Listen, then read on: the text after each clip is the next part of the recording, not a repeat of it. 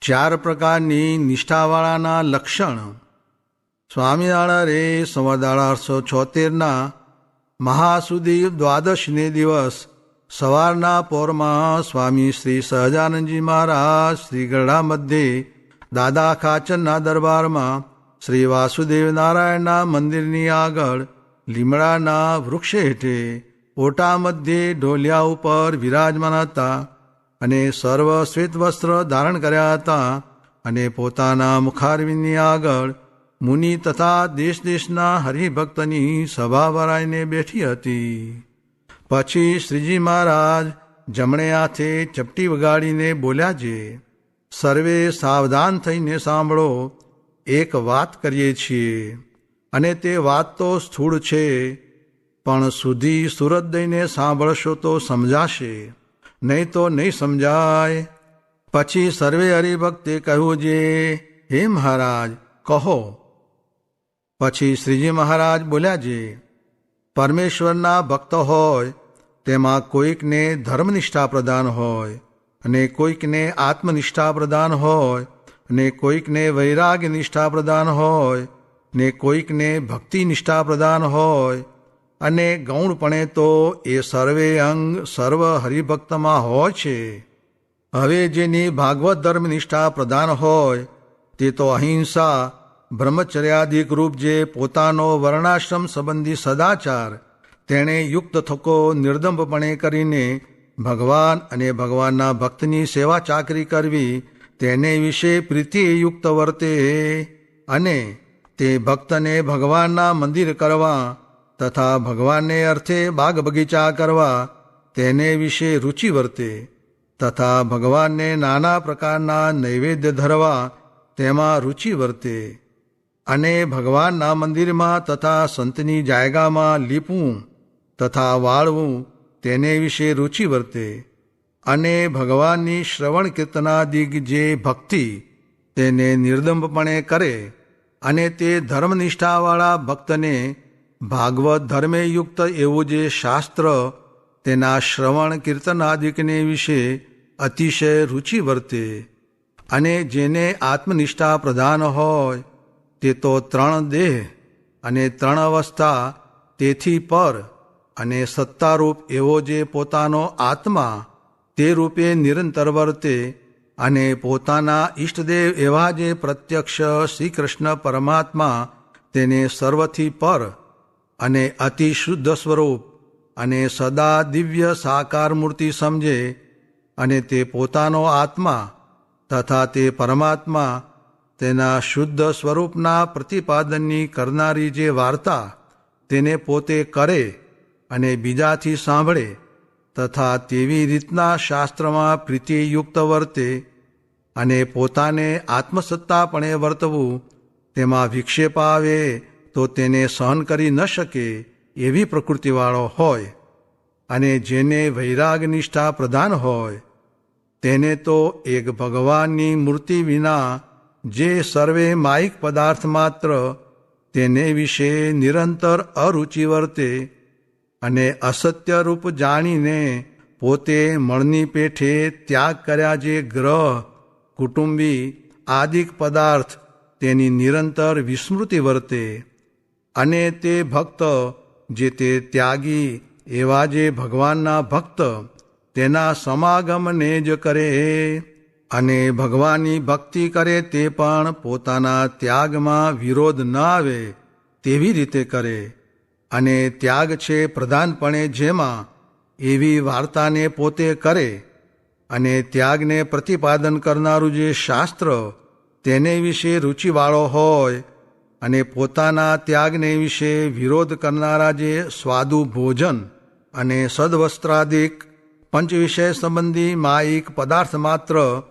તેને પામવાને વિશે અતિશય અરુચિ વર્તે અને જેને ભક્તિ નિષ્ઠા પ્રદાન હોય તેને તો એક ભગવાનના સ્વરૂપને વિશે જ અતિશય દ્રઢ પ્રીતિ વર્તે અને તે ભગવાનના સ્વરૂપથી અન્ય એવા જે માયિક પદાર્થ તેને વિશે પોતાના મનની વૃત્તિને ધારી શકે નહીં અને પ્રેમે કરીને ભગવાનને વસ્ત્રલંકારનું ધારણ કરે અને તે ભક્તને ભગવાનના જે મનુષ્ય ચરિત્ર તેના શ્રવણને વિશે અતિશય રુચિ વર્તે તથા ભગવાનની મૂર્તિના નિરૂપણને કરનારું જે શાસ્ત્ર તેને વિશે અતિશય રુચિ વર્તે અને જે ભક્તને ભગવાનને વિશે પ્રેમને દેખે તે ભક્તને વિશે જ તેને પ્રીતિ થાય અને તે વિના તો પોતાના પુત્રાદિકને વિશે પણ ક્યારેય પ્રીતિ ન થાય અને તે ભક્તને ભગવાન સંબંધી ક્રિયાને વિશે જ નિરંતર પ્રવૃત્તિ હોય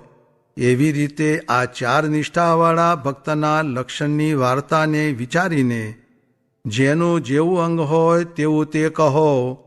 અને આ વાર્તા છે તે તો દર્પણ તુલ્ય છે.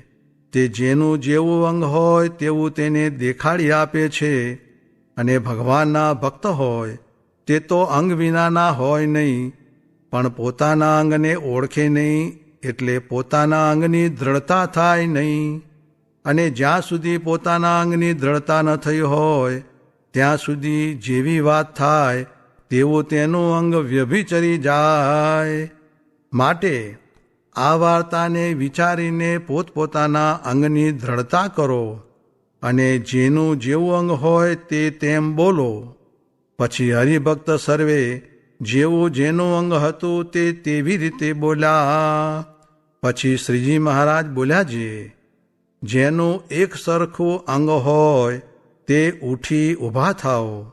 પછી જેનું જેનું એક સરખું અંગ હતું તે સર્વે ઊભા થયા. પછી શ્રીજી મહારાજે એ સર્વેને પાછા બેસાડ્યા. પછી નિત્યાનંદ સ્વામીએ પૂછ્યું છે, એ ચારેય અંગવાળાને પોતપોતાના અંગમાં કોઈ ગુણ દોષ છે કે નથી? પછી શ્રીજી મહારાજ બોલ્યા છે, ગુણ દોષ છે તે કહીએ તે સાંભળો છે.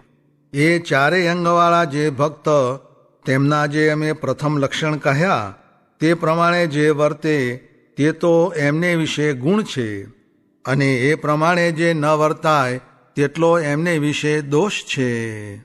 પછી મુક્તાનંદ સ્વામીએ પૂછ્યું છે, એ ચાર નિષ્ઠાવાળાને વિશે કોઈક અધિક ન્યૂન છે કે એ ચારે તુલ્ય છે?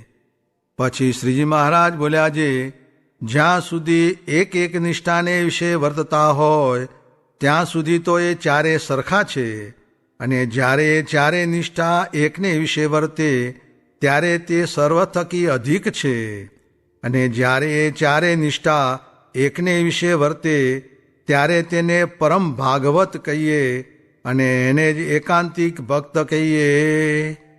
ઇતિ વચનામૃતમ. એ રીતે ગરડા પ્રથમ પ્રકરણનું 47મું વચનામૃત જે તે થયું. આમ સમજાય તો આજ્ઞા પડે જે થર થર ધ્રુજત રહે વચન में इंद्र मुनिंद्रा, थर थर ध्रुजत रहे वचन में अवनी अहिंद्रा, थर थर ध्रुजत रहे वचन में शशि अरुसूरा, थर थर ध्रुजत रहे रैन दिन काल हजूरा. हरिहर अज आदि सबे रहत भक्तिरत जाही की, मुकुंद मोहवश मूढ़ नर करे न આજ્ઞા તાહી કી. એ આદિક મોટા મોટા આજ્ઞામાં વર્તે છે, વળી સર્વત્ર જંતોર વ્યસનાવગત્યા, એમ જીવ કર્મવશ અનંત દુઃખ ભોગવે છે. એમ વિચારે તો આજ્ઞામાં રહેવાય, એમ જ્ઞાનીની તો અનેક રીત છે. ની વિષયનો પ્રસંગ રાખીને નિર્વાસનિક થવાની આશા તો ન જ રાખવી. એ વાત એમ જ છે અને આજ્ઞા લોપે તેના હૈયામાં સુખ ન રહે. તે જેમ ચણા અને ઘઉં આદિકમાં હિમ પડે તે ઉપરથી તો હોય એવું દેખાય પણ માહીથી બીજ બળી જાય છે એમ થાય છે. સ્વામિનારાયણ. હરે સ્વામીએ વાત કરી છે, મહારાજે વચનામૃતમાં પોતાનો રહસ્ય, અભિપ્રાય, રુચિ, સિદ્ધાંત આદિ ઘણા શબ્દ કયા છે તે ઉપર સુરત રાખીને ચાલવું એ જ કરવાનું છે. સ્વામિનારાયણ. હરે સ્વામીએ વાત કરી છે, પ્રતિલોમપણે હૃદયમાં સંકલ્પ સામું જોવું તથા પ્રતિલોમપણે ભગવાનનું ધ્યાન કરવું ને તેમાં જ સુખ છે. પણ પ્રતિલોમ જેવો બીજો સુખનો ઉપાય નથી. માટે પ્રતિલોમનો અભ્યાસ નિરંતર રાખવો એ સિદ્ધાંત વાત છે. તે વચનામૃતમાં મહારાજે બહુ ઠેકાણે કહ્યું છે ને મોટા સંતનો એ આગ્રહ મુખ્ય છે ને પ્રતિલોમ વિના યથાર્થ જ્ઞાન થતું નથી. સ્વામિનારાયણ. સ્વામીએ વાત કરી છે, સેવા તો પોતાની શ્રદ્ધા પ્રમાણે થાય તે કરવી, પણ અસેવા તો ન જ કરવી. તે અસેવા તે શું છે? અવગુણ લેવો.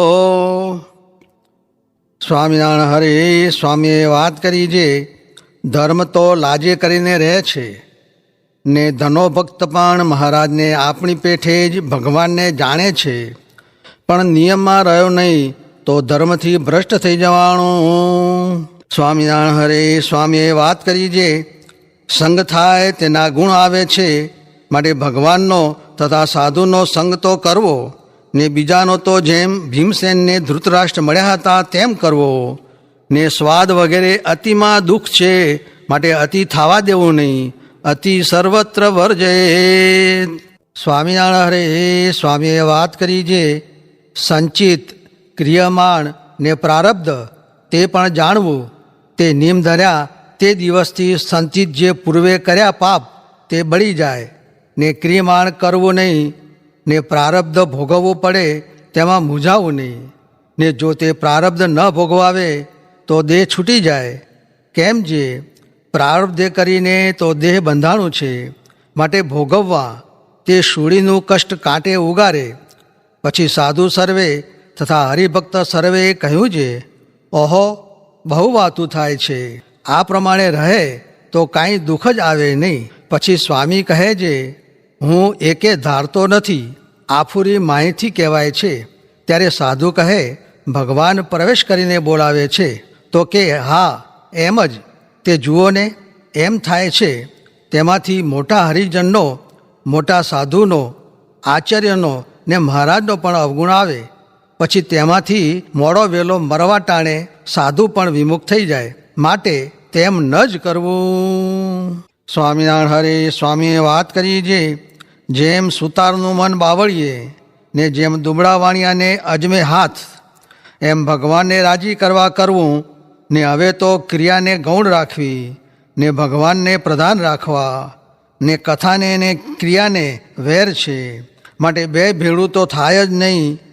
ને કરે તો વૃત્તિ સ્થિર રહે જ નહીં. સ્વામિનારાયણ હરે સ્વામીએ વાત કરી છે, અંતરનો કુસંગ, બહારનો કુસંગ ને સત્સંગમાં કુસંગ, એને ઓળખીને તેનો ત્યાગ કરવો. તે અંતરનો કુસંગ જે મનમાં ભૂંડા ઘાટ થાય, ને સત્સંગમાં કુસંગ જે લોક ભોગ ને પક્ષ, તે પક્ષે કરીને આચાર્યનું, મંદિરનું, કોઠારનું ને મોટા સાધુનું ઘસાતું બોલે. ત્યારે કોકે પૂછ્યું છે, એ થઈ ગયું હોય તે કેમ ટળે? એટલે સ્વામી કહે, એ તો મોટા સાધુનો વિશ્વાસ હોય જે એ ભગવાન જેવા છે ને ભગવાનની પેઠે અંતર્જામી છે. તે જાણે છે પણ કહેતા નથી. એમ જાણે તો ટળે. સ્વામિનારાયણ હરે સ્વામીએ વાત કરી છે, શ્રાવણવદી નવમીને સોમવારે બ્રહ્મચારીને ત્યાં વાત કરી છે, જે કરવા માંડે તે થાય. ધ્યાન કરવું, ભજન કરવું તે માણસ જાણે આફુરું થાય, પણ આફુરું તે કેમ થાય? એ તો ભગવાનને સંભાળે ને ભૂલે, વળી ધ્યાન કરે, વળી ભૂલીને સંભાળે ને ભજન કરે તો થાય. આ ભણે તે ભૂલે, પણ હાથમાં જેણે મૂળગું પાનું જ ઝાલ્યું નથી તે શું ભૂલે?